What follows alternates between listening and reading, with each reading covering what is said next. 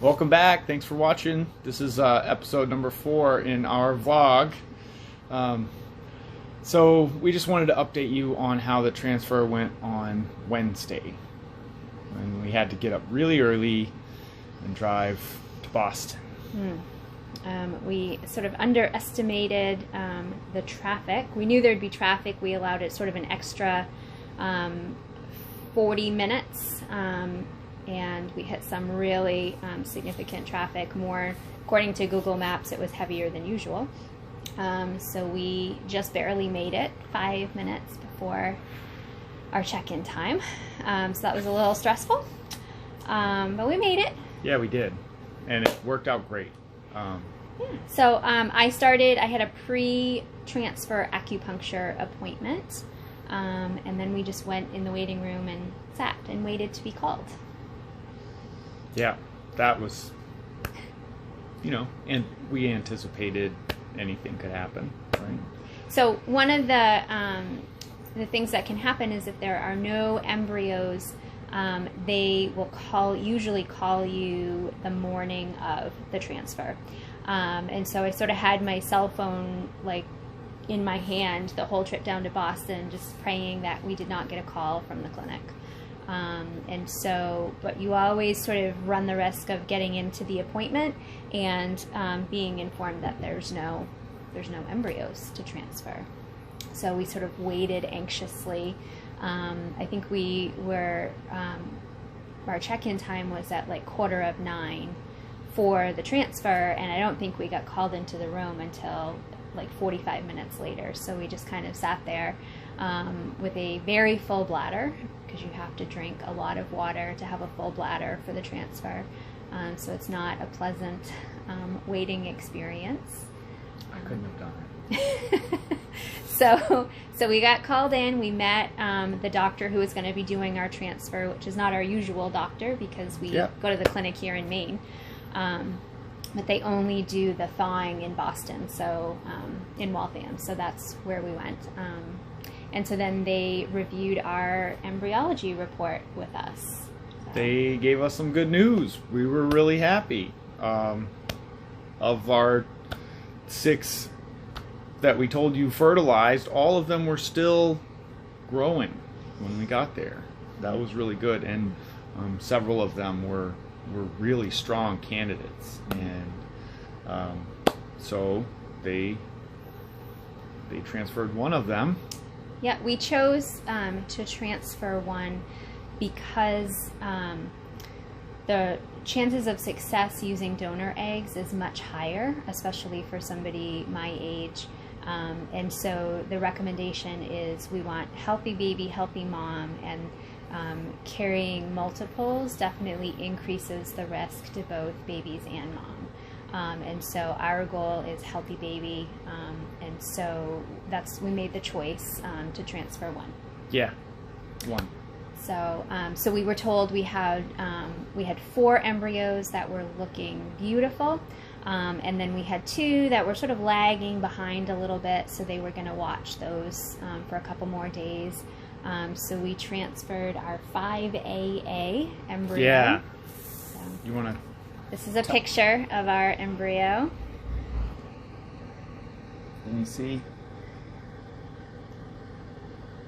So you can see up in the corner, it's starting to hatch a little bit out of the shell. That's the stage 5. Mm-hmm. And the embryo grading system is a little complicated, but basically it doesn't get better than AA. It has to do with sort of the internal cell mass and the pieces that are going to make up the placenta and other pieces. And then the 5 is sort of the division of the embryo. So it was really, really good. So what happens is the doctor threads a catheter into my uterus, and we actually see the catheter sort of live on ultrasound. And then the embryologist comes in with the tubing that has our embryo in it, and we watch on the ultrasound as she sort of threads it through the catheter, injects into my uterus, and we actually saw it come out, and it just looks like a little bubble. yeah, Yep. on the screen. A little kind of white piece of rice, and so they kind of froze in on the picture. It was really neat to watch our embryo go into my uterus. And then the embryologist leaves and she goes in the other room and she examines the syringe that the embryo had been inside of, and she confirms that it's no longer in there, that it's clear, and then she shouts back and says, "Yep." And then we get ready to go. And then we leave. Yeah. So That's it. I had my post-acupuncture appointment, and then we hit the road home and just took the rest of the day to rest. And then it was back to work as usual. Yeah, the driving next was a day. lot easier on the way home. We were even able to stop at McDonald's and get the customary McDonald's French fries. Yeah. There's all these sort of superstitions that everybody on the IVF boards, they just do it. You eat pineapple, you get McDonald's French fries after your transfer. I don't know that there's any science behind any of this, but we do it anyway. So the next day I received an email with our freeze report, and they were able to freeze those 3 embryos. So we have 3 embryos on ice. Yeah.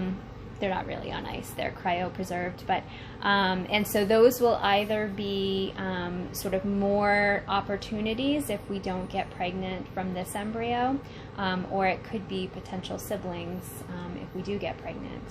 So these are our embryos now. Yeah. Yeah. So now we're in this waiting period, right? The 2-week 2-week wait. It's a very difficult time. Because you've done everything that you can do. There's nothing that's within your control at this point other than just self-care. And so you just have to wait until you get the blood test confirming whether or not you're pregnant. So Yeah. it's just eating healthy, resting, meditating. Do the medication. Yep. Eat the Distraction. pineapple. Yep. Despite it dissolving the tissue in your mouth. Yes, it's very painful because you're supposed to eat the core of the pineapple, which is a little kind of woody and tough, but it also has this enzyme in it, bromelain. Yeah, I guess. And it and every time, so I eat like a quarter of that a day of the pineapple with the core. And it just leaves kind of sores throughout my mouth. And I did some research, and it actually is like, it's a meat tenderizer, so it's actually like eating the inside of my mouth. So it's very unpleasant, but supposedly that chemical helps with implantation. So that's just what we do. Yeah, trying to make it work. Yeah. Whatever it takes. So at this point, we're just sort of trying to make it through to when we get the blood test, which will confirm whether or not we're pregnant. And try to distract ourselves and just go about living our life, which is so difficult. After we get the news, we will keep you guys in the loop, okay? So one other thing too is if you look up the symptoms of pregnancy, they are also the same side effects of progesterone.